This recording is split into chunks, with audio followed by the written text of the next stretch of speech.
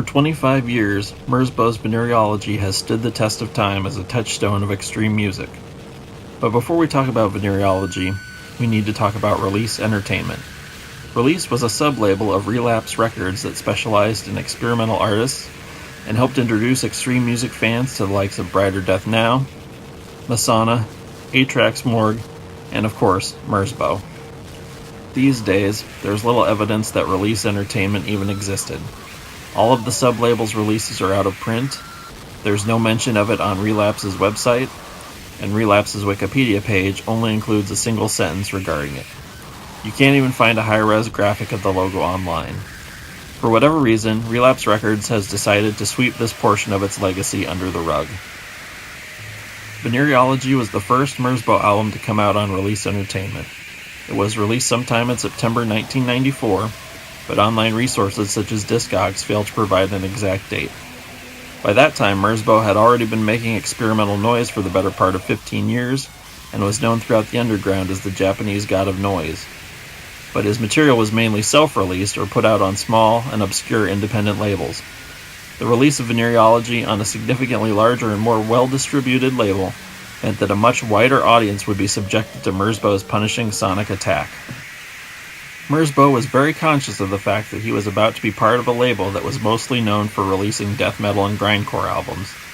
In a 1997 interview with Corridor of Cells, he said, "Venereology was my first release for a death metal label, so my target was death metal itself. I used more serious, dead visuals than on the usual death metal albums. For me, it's like J.P. Whitkin or J.G. Ballard. The rhythm in Venereology was a little slower than in my past releases, but more heavy. Also, the tone of Venereology was lots of overlevels and dirty sound.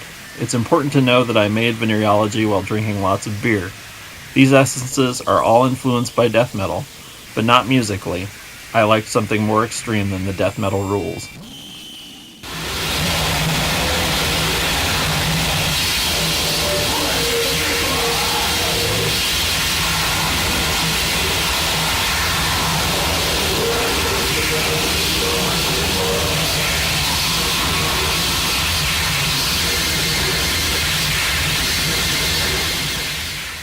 Indeed, Venereology was far more extreme than any of the death metal and grindcore that Relapse was putting out at the time, and even today, 25 years later, it still sounds pretty terrifying. The skull-splitting waves of distortion and feedback coalesce into a corrosive whole that'll have you questioning everything you thought you knew about what constitutes extreme music. Or then again, maybe it'll just melt your brains until they come oozing out of your ears.